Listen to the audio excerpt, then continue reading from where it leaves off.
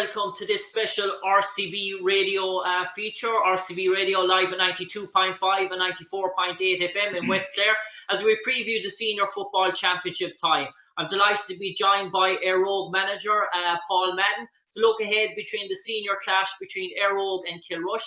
Eire Og in 2019 were senior quarter-finalists, while Kilrush competed in the relegation final but managed to preserve their senior status.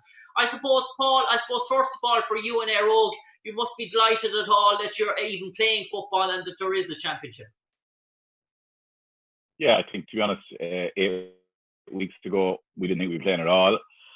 About 6 weeks ago, we were told we'd have a straight knockout competition, and now we're looking at a minimum of 2 games. So that's great. I mean, that is great. It's great for the players, and it's great for everyone involved in the club to be able to be on match day and championship day again. I suppose preparation leading into it wouldn't be ideal, but as I said 8 weeks ago, we weren't playing at all. And I suppose, Paul, yourselves and Kilrush, you wouldn't have met much in the last few years in terms of leagues. When you were moving up in terms of QC Cup, Kilrush would have been dropping down. But Kilrush are very much a championship team, a season sort of championship team. And they have a new manager in charge, Aidan Daly, this year. They've gone away from the outside manager. They had a Kerry manager last year. And they were very good when they won the intermediate championship under Dermot Coughlin. They have a local in Aidan Daly back in charge again. So Kilrush will be sort of a revamped outfit this time around. Yeah, look, I mean, Kilrush we were talking about it after the draw. They have great tradition from a football perspective. So you're right in saying we haven't met them that often. We played them in the Gary Cup 3 years ago and they beat us back there. We had aspirations that year getting promoted, and we had to wait another year. They beat us by a point back there. And I think championship-wise, we've probably only met them 2 or 3 times in the last 15 years, and I think the honours are fairly even, So look, at tradition counts for an awful lot, and I think the fact they have Aidan Daly back, they had him a local man, he'll have him revved up for that game, and it'll be a cracking championship round. And I suppose in terms of when you look at the game, I suppose 2 teams with really good forwards. If you look at Kilrush, Garrod O'Brien, Liam Madigan, Ross Phelan, a former county minor, you have Rory O'Connor pulling the strings there at centre forward. And then the flip side, you have a very young sort of forward line, Gavin Cooney there, just 21, Ika Mujero, Philip Talty. They're young lads, Mark McInerney, who did a cracking under 20 campaign for Clare, former minor. So very good forwards on show, and any forward they're capable of shooting lights out. Yeah, last year, I think one of the things that I've always tried to do with Eire Og is and I'm fortunate that we have a good academy and underage setup. So try to bring through a few young lads every year. I think the average age of most teams is getting less and less. You still need your experienced players, and that's probably where we were caught last year. When it came to the quarter-final game, we just didn't have the experience to see it over the line, and we had numerous opportunities to do so. But every year these guys get a year older, and you're hoping that, from an Eire Og point of view, that they're that bit more mature and a bit more battle-hardened heading into the campaign this year. Kilrush, as you mentioned, have a couple of good young forwards. They have a couple of guys who are around a while as well that know how to score. Garrod O'Brien had a fine campaign last year for Kilrush. I saw the relegation final against Corofin, and he was the main man. He was winning ball in defence and scoring at the other end. So, look, they have pedigree. And, of course, they have the county goalkeeper who played outfield last year for them as well as take the score. So, they have a number of players. They would be serious opposition for us.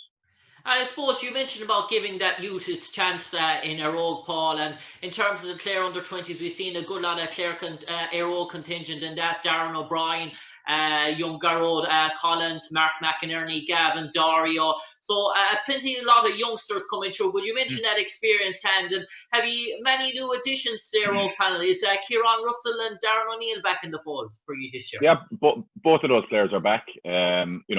Obviously, in an ideal scenario, we would have got to see them play a few league games for us, and unfortunately, that's not to be. And as a dual club now, I suppose preparation time is limited, and for the dual players, Kieran will be one of those. We have to manage their time. But they're good additions back for us.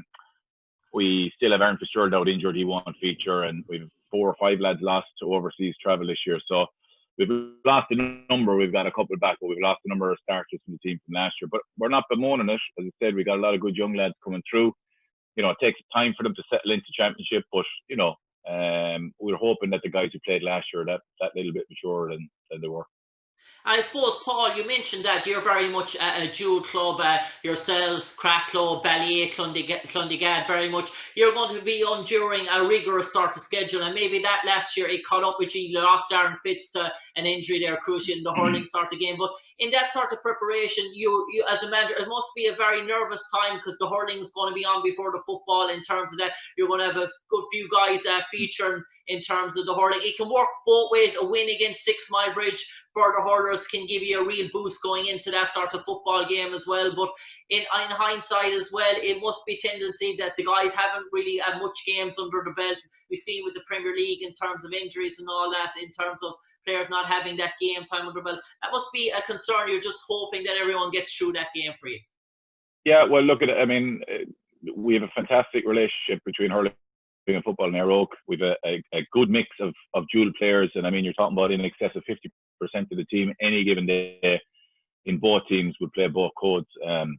But we work very well together. I think one of the things you mentioned there is crucial. It's how you manage players over the next couple of weeks in terms of their training load and everything else, because normally while we're used to playing week in, week out once it starts, it's a difficult year this year because we haven't had any league game under the players' belts, and so therefore, doing a few runs on your own, and we just started back training last week, so you only really have 3 weeks because the week of hurling we won't be playing football. So look, it is difficult, but as I said at the start, we much prefer to be preparing for championship than sitting here looking at none due to COVID-19. So, and every team will be in the same boat, but we're not worried about injuries. If they happen, they happen. We would prefer they didn't, but if they happen, they happen, and that's what a squad is for. Yeah, and I suppose in terms of the championship, I suppose you are maturing outfit now. You have been building for the last two years. The group stage of the championship was very kind to you last year, but I suppose all the focus is just to really get over Kilrush in the first game. If you do that, it'll take care of itself. Whoever you meet in the sort of winners round, if that is the path, Eire Og find themselves after Kilrush. That you can't really look too much ahead. It's a knockout, really. You have to treat it very much like a knockout game, because if you get caught, it's a long journey back to the semi-final for whoever loses the first round game. To be honest, Jim, we haven't talked about anything except the Kilrush game, and for us, we're treating this as a knockout championship. So the Kilrush game is the be-all and end-all for us, and come the bank holiday weekend, we'll be really looking forward to it.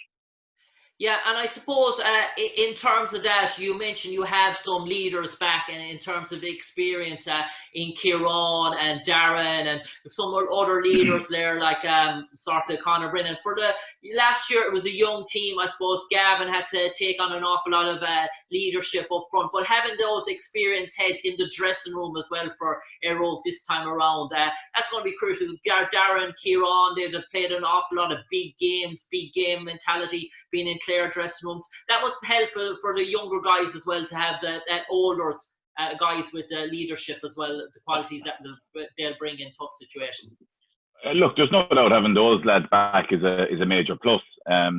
We said to those lads at the start of the year that they, regardless of their past, they have to come back and work their way into our team. And when it comes to leadership, we don't put age on it, Jim. We could have leaders at 19 or 20 on the team, and in fact, we have a couple of lads of that age group that would be really strong leaders on the training ground. So far, we haven't seen them in game time, obviously. And if they're good enough, they're old enough. It is obviously great to have lads back.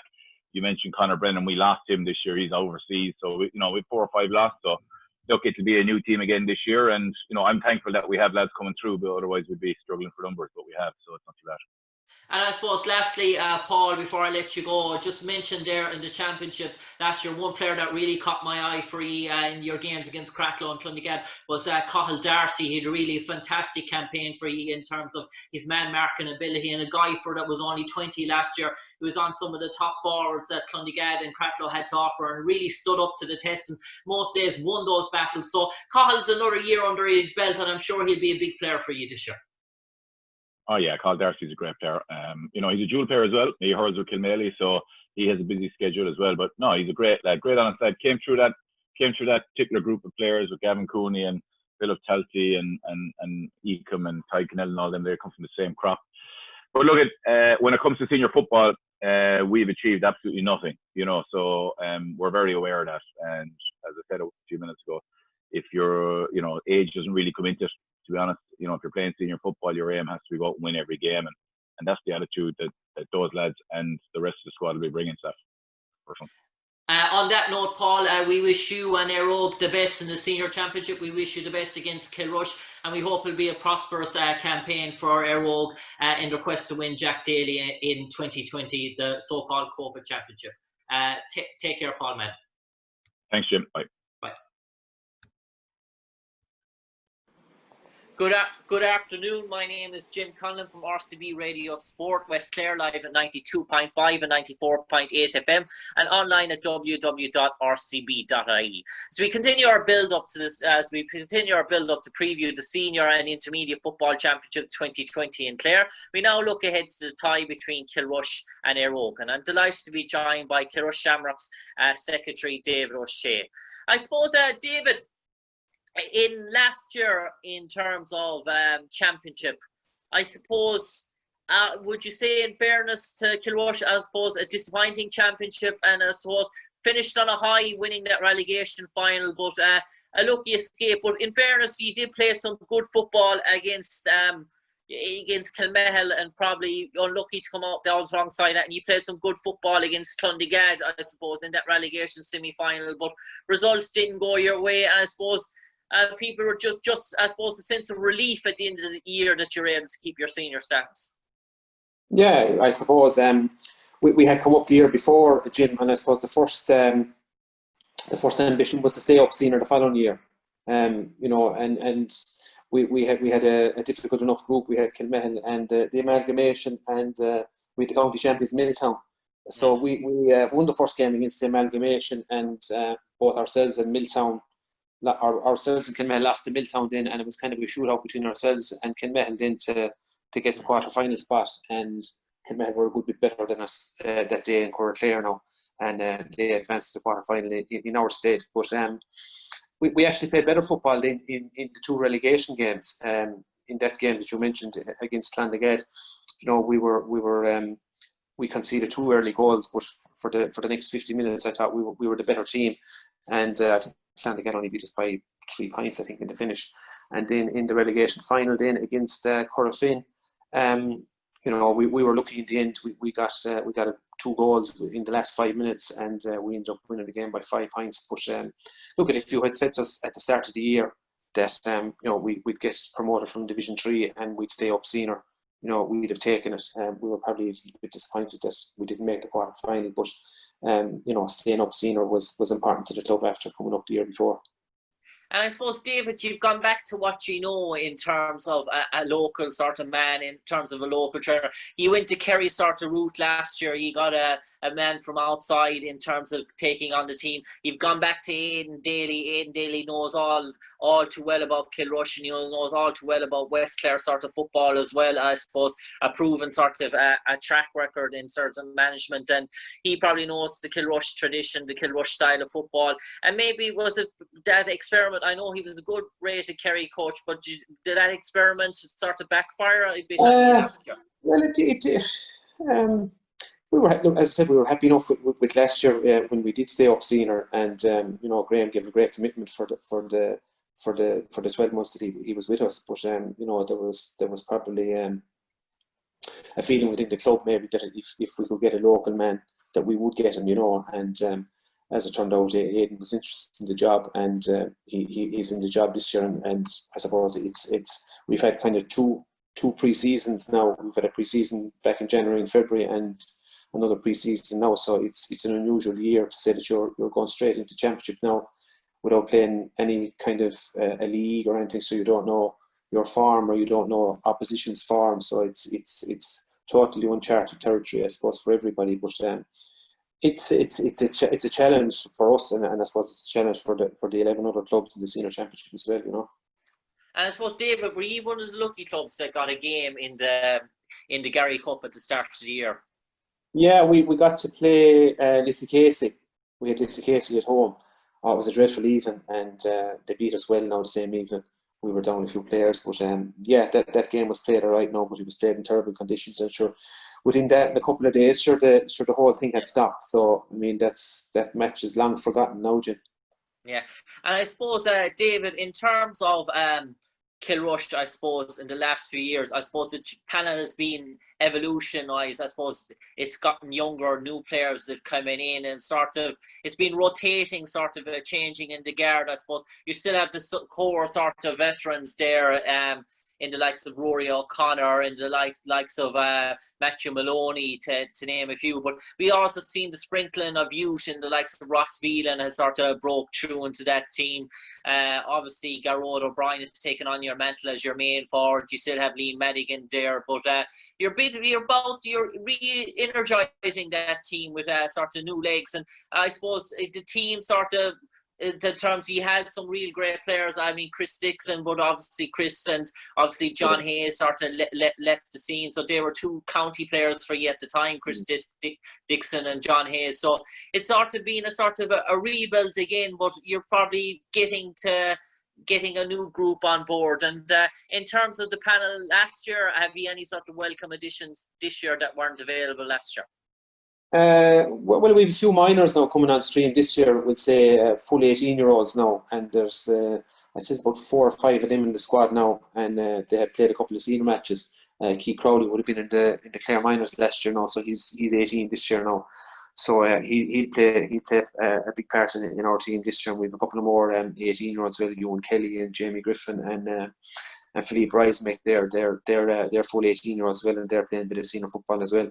But yeah, there has been a big change in our squad the last couple of years, and even since we won the intermediate championship, you know, there's a good few players for one reason or another are one part of the squad this year. So we'll have very much an inexperienced squad playing the championship this year. But I suppose we see it as a kind of a free shot, because you know, obviously we don't have the weight hanging over us of relegation. That, you know, there's no relegation this year. So I mean, being in the relegation final last year, I mean, that had always been hanging over you, that you could be in it this year. But the fact that there's no relegation, I suppose, works in our favour this year, and we feel we get a free shot at it.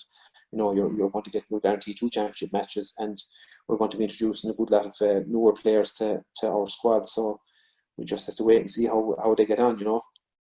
And I suppose, David, I have memories back to, I remember we were playing this Kilrush team at underage. It was fairly good. You had the likes of Johnny Williams and good player Patrick Clare and Billy Clancy, and they were all prominent footballers. I know they're around the same goal as my brother playing a thing. But with those boys, will they be there? I suppose they are now 21 or so. Would they be available to Kilrush this year? Well, we were lucky. We'd say there's 3 or 4 lads the same age. There you Billy Clancy, Stephen Ryan, Ross Phelan, and Joe Minniff. They were all the one age, and there was 4 of them on the Clare minor team the year they got to the Munster final. So we were fortunate that them 4 players came together, and as I said, there's 3 or 4 more now from our minor team this year. So we have an injection of youth coming, and then we'll say down the ages then.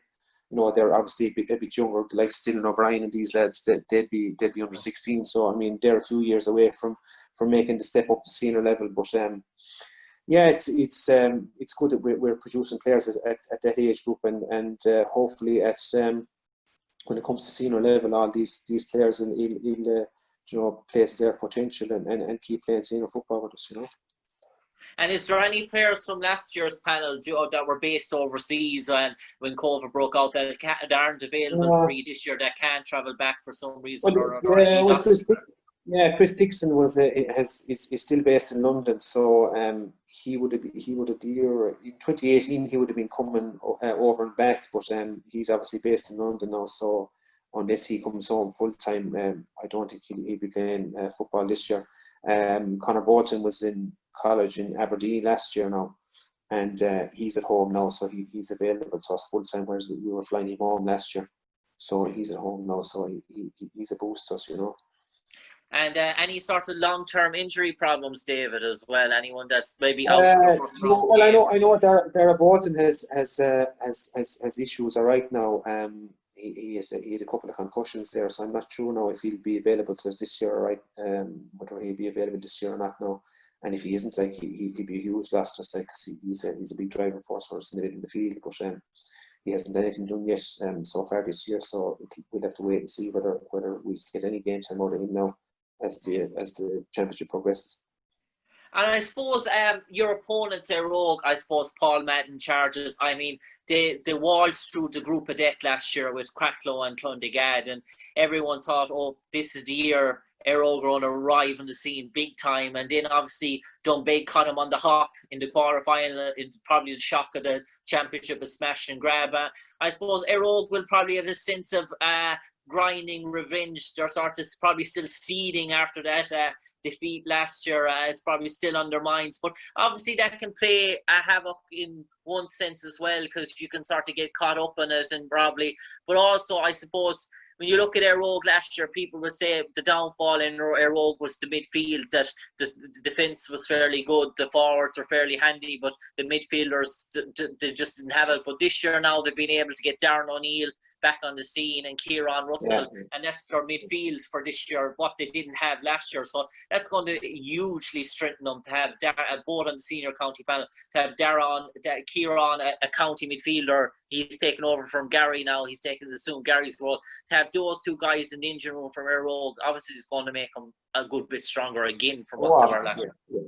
Yeah, they are. Yeah, Darren O'Neill and Kieran Russell, as you said, are a huge addition to them. And then you throw in the forwards that they have, Courtney, Cooney, and Shane Daniels is still hanging around there as well. So they have a serious outfit right now, and I said I'm delighted to get us in the hat anyway. But no, they had ambitions last year, and I thought myself that they would get to at least the county final last year. And as you say, Doonbeg caught him in the hop in Milltown that day with two late goals, and obviously they'll want to redress that balance this year now and try and go a bit further in the championship. They were caught rotten last year with those two late goals, and they felt that they had the game won. But yeah, they're a very strong outfit, and Eire Og are the kind of team that don't fear anyone. They have that kind of towny mentality, and any team they play, they feel they can beat. So yeah, they're going to be a tough ask for us now. And I suppose in terms of what they have lost, I suppose in terms of Aaron Fitzgerald, I suppose they lost him in the hurling before that quarterfinal. It was a big loss, and he's doubtful whether he'll make it back in time. I suppose Conor Brennan, that was there last year, ain't available for this year. He's overseas, and they've lost another wing back. But also, I suppose you mentioned about that attacking strength. I suppose Conlan O'Hanifin can drop back into the backs for them with the two guys in midfield. So obviously that'll straighten them in that area. But I suppose one thing as well, we saw Mark McInerney's performances for the Clare under-20s this year above in Milltown and Cork, and I suppose he's going to be another huge boost to that sort of attacking threat at Clare Minor in 2018. And I suppose Philip Talty as well, another year under the belt. So they have. You mentioned some of the guys, but you throw in the likes of Ecom as well. That they have 6 forwards on paper there that are all scoring forwards. Yeah, no, they're very strong, and you mentioned there McInerney and Talty. We actually played their second team last year in the league, and we played them in Kilrush, and we were in bother for a good stretch of the game now. McInerney was giving us awful bother, and I think we got a couple of goals in the end there right now, and that was their second team. Now I know 3 or 4 of them did go on to play in the senior team after, but yeah, and as you said, McInerney was very good this year against Cork in the under-20s. I thought he looked a fine prospect, and you'd be kind of saying to yourself, that lad has the ability to play inter-county senior. He has the physique, and he has both feet, and he has a bit of pace about him, and he has a bit of presence. So yeah, he's going to be an awful handful at club level as well. And I suppose, David, in terms of the way it's shaping up now in terms of the format this year, I suppose you have the 6 first round games. If you win that, you're into the winners round. Get a favourable draw in that, you're in a county semi-final. You're one of those 3 teams. You probably have an extra 2 weeks to prepare. You can go and see that 3-way playoff that comes from that loser section. Well, if you're not involved in that, you don't have to play on a Friday or a Monday night. So there's an advantages. Obviously, the quick front door route obviously is the best route to take and it's the quicker route. But there's also a tendency for whichever team that comes through that back door, obviously will have won 3 games on the bounce and they'll be carrying savage momentum into that semi-final as well. So the team that actually comes through that back door will probably be the form team going into the county semi-final. But obviously we all know that the losers of Kilmurray, Arbroath and Milltown are going to be one of the teams involved in that back door sort of method. So obviously there's no easy game in that back door as well. So for all those teams, I presume yourself as well, it's win the first round and hopefully get a favourable draw in the winners round and try and get to that county semi-final. Obviously with no relegation, I presume that's the goal for Kilrush. It is, yeah. You'd be hoping to try and win a game and try and advance yourself anyway. As you say, there's probably a chance that you could have an outsider that could finish up in a county final, you know, because if a couple of the winners would say we say whoever loses between Kilmurray, Arbroath and Milltown, and then a couple of the winners meet, they might get stacked one side of the draw. So you could have one side of the draw stacked with top class teams, and the other side of the draw might be the weaker side of the draw, and you might have like Lissie Casey or Clare or Dunbeg or someone like that finishing up in the county final because they've the easier side of the draw. So it'll be interesting right now, and you could have a couple of shocks too, Jim, because you know you can't use challenge matches as form now, or you can't use how you're going in training as form, because it's all what happens on the day, be it a refereeing decision or bad weather or something like that. I mean, anything can happen on a given day in championship, and this year is even more challenging for those teams.